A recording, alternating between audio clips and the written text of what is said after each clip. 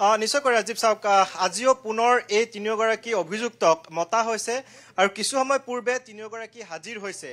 অৰ্থাৎ কালিৰ দিনটোত যেহেতু প্ৰায় 10.5 ঘণ্টা সময় জেৰা চলোৱা হৈছিল সেই কালিৰ দিনটোত যিখিনি কথা তেওঁলোকে কৈছিল সেই কথাখিনি কালিৰ দিনটোত CIDয়ে যি SIT দল আছে SIT দলে লিপিবদ্ধ কৰিছিল আৰু ৰেকৰ্ডিং কৰিছিল আৰু আজিও পুনৰ সেই কথাখিনি সোধা হ'ব তাৰ সমান্তৰালভাৱে অন্যান্য আনুষংগিক যিখিনি দিশ তাৰে সেই ঘটনাস্থলীত হৈছিল সেই সকলোখিনি কথা আজিও পুনৰবাৰ সোধা হ'ব আৰু সেইখিনি আজিও লিপিবদ্ধ কৰা হ'ব কালিৰ যিখিনি কথা আজিৰ যিখিনি কথা সেই দুয়োখিনি কথাৰ মিল আছে নে নাই CIDয়ে যেহেতু তদন্ত প্ৰক্ৰিয়াটো আগবঢ়াই লৈ যাব লাগিব ক্ষিপ্ৰতাৰে গতিকে সেই কথাখিনিৰ মিল আছে নে নাই সেই কথাখিনি তেওঁলোকে চাব লাগিব আৰু কালিৰ দিনটোত যেহেতু জেৰা চলাইছিল কালিৰ দিনটোত জেৰা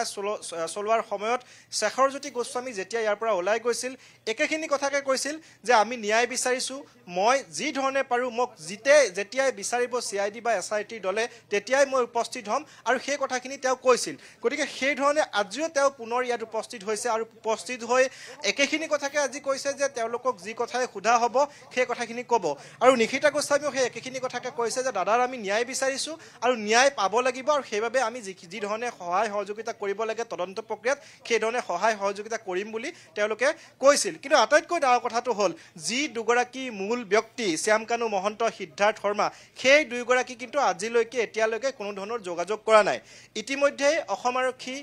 বা চৰকাৰৰ ফালৰ পৰা কোৱা হৈছে CIDৰ ফালৰ পৰা কোৱা হৈছে SIT ফালৰ পৰা কোৱা হৈছে 6 তাৰিখৰ পূৰ্বে তেওঁলোকে আহিব লাগিব আৰু তেওঁলোকে আহি ইয়াত তদন্ত প্ৰক্ৰিয়াত তেওঁলোকে সহযোগ কৰিব লাগিব কিন্তু এতিয়ালৈকে আৰক্ষী নাইবা কাৰো সৈতে যোগাযোগ কৰা নাই কালিৰ দিনটোত যেহেতু পত্নী গৰিমা শইকীয়া গাৰ্গে এখন এজাহাৰ দাখিল কৰিছে CID আৰক্ষী থানাত তিনিগৰাকী ব্যক্তিৰ স্বাক্ষৰ সম্বলিত যিখন এজাহাৰ আৰু সেই এজাহাৰখনত সম্পূৰ্ণৰূপে উল্লেখ কৰিছে যে গৰিমা শইকীয়া গাৰ্গে সকলোখিনি কথা তাত বিৱৰি লিখিছে যে আজিলৈকে সিদ্ধাৰ্থ শৰ্মা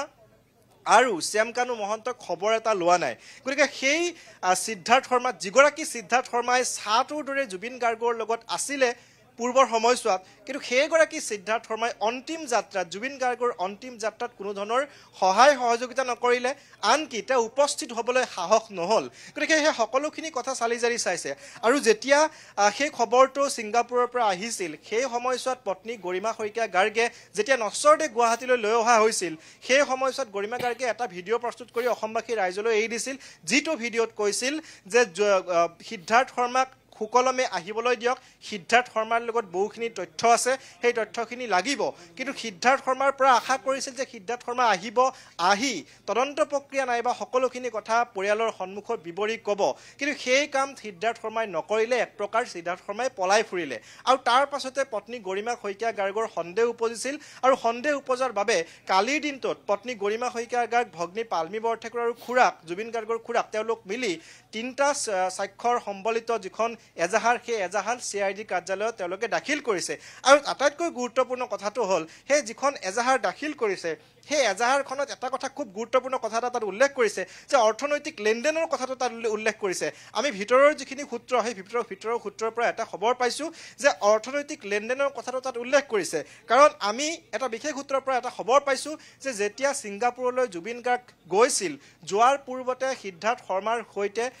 জুবিন গাৰ্গৰ কিছু মনোমালিন্য হৈছিল যাৰ কাৰণে কিছু কাজিয়াটো লিপ্ত হোৱা বুলি আমাৰ হাতত কিছু খবৰ আহি পৰিছে আৰু সেই খবৰৰ ভিত্তিত গৰিমা শইকীয়া গাৰ্গে পৰৱৰ্তী সময়ত সেই কথাটো গম পাইছিল আৰু গম পোৱাৰ পাছত যেতিয়া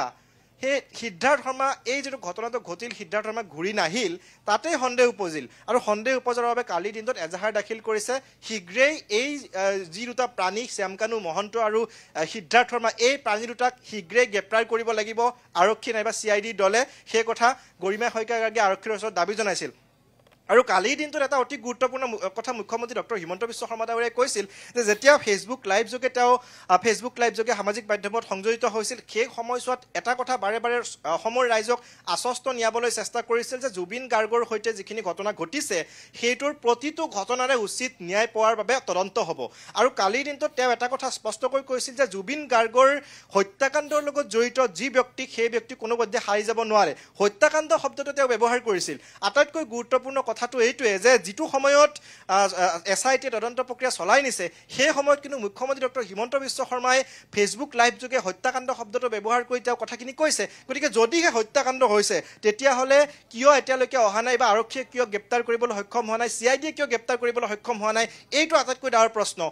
ইতিমধ্যে 6 তাৰিখলৈ তেওঁলোকক সময় দিয়া হৈছে কিন্তু এই 6 তাৰিখলৈ যে সময় দিছে এই সময় দিয়াৰ ক্ষেত্ৰতো কিন্তু বিভিন্ন লোকে বিভিন্ন অনুৰাগীয়ে বিভিন্ন মহলৰ লোকে প্ৰশ্ন উত্থাপন কৰিছে আচলতে ইমান দিন কিয় তেওঁলোকক দিয়া হৈছে ইচ্ছা কৰিলে অসম আৰক্ষীয়ে তেওঁলোকক গৈ গ্ৰেপ্তাৰ কৰি আনিব পাৰে কাৰণ সিদ্ধাৰ্থ শৰ্মাই এটা কথা কৈছে যে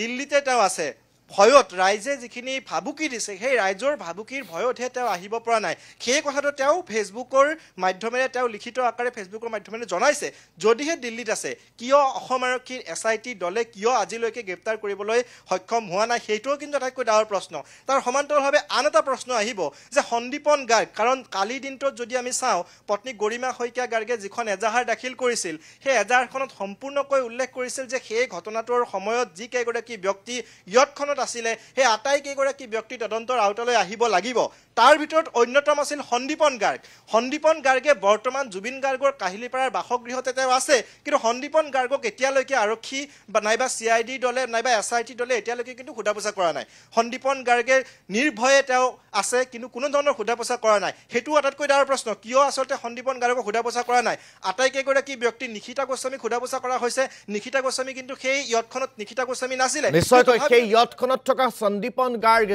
এগৰাকী আৰক্ষী বিষয়া তেওঁ কিয় সোধা-পোছা কৰা হোৱা নাই সেয়া ডাঙৰ প্ৰশ্নৰ ৰূপম আপোনাক ধন্যবাদ জ্ঞাপন কৰিছোঁ আৰু পৰৱৰ্তী সময়ত আমি আকৌ আপোনাৰ পৰা কিছু তথ্য জানিবৰ বাবে পোনপটীয়াকৈ যোৱাৰ চেষ্টা কৰিম